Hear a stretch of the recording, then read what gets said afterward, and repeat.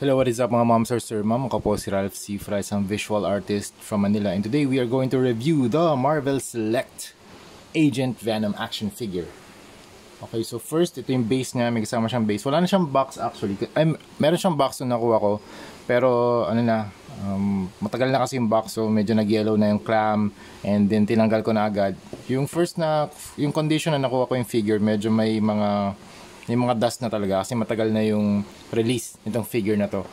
So let's start dito sa base. You have some sort of mechanism or some sort of turbine here, and then ang ganda niya, para siyang weathered, and then may mga in-apply din na wash. You have some cables, threaded cables na naka-coil.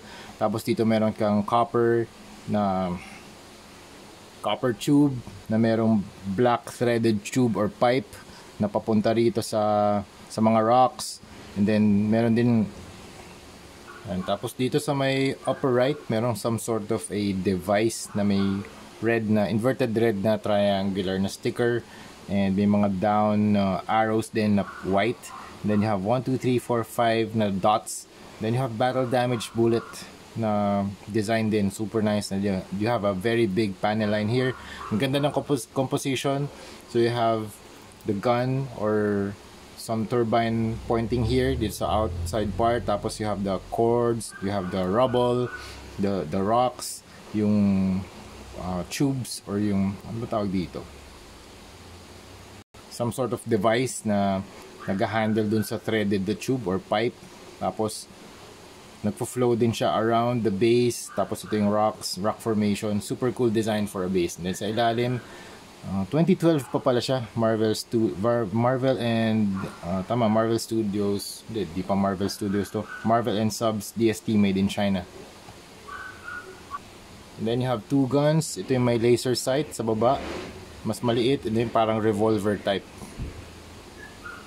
So yung mga accessories niya pwede nating ipasok dito sa kanyang mga holsters. Yan. Tapos itong revolver pwede dito sa kanyang holster, dito sa kanyang waist. Okay, height muna tayo. Height niya ay around, nagtangkad nito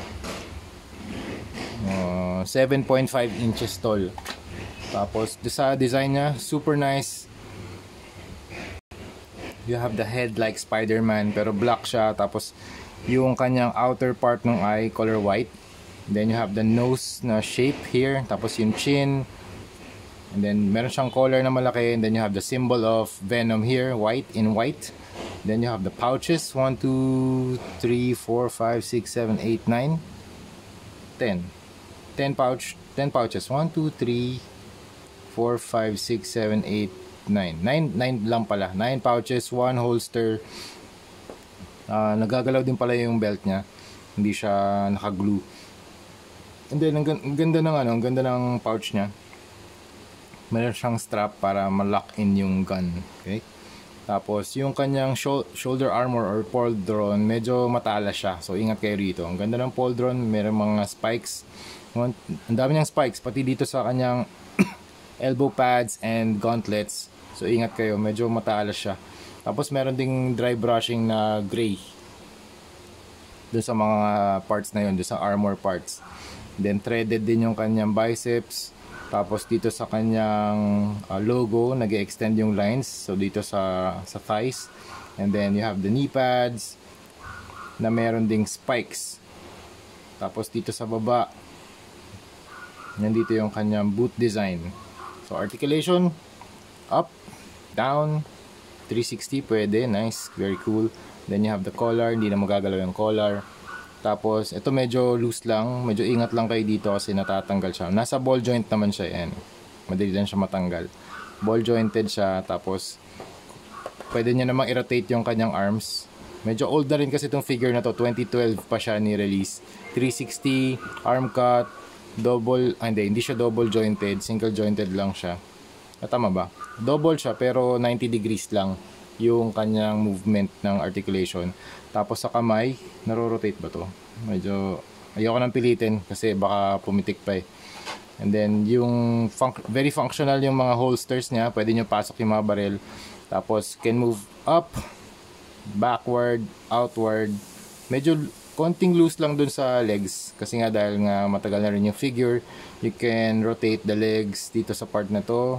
Double jointed nga ba to? Double jointed pero hindi siya 90 degrees, siguro mga 80 degrees lang yung yung degree of articulation. And then dito sa paa, up and down lang, wala siyang toe articulation.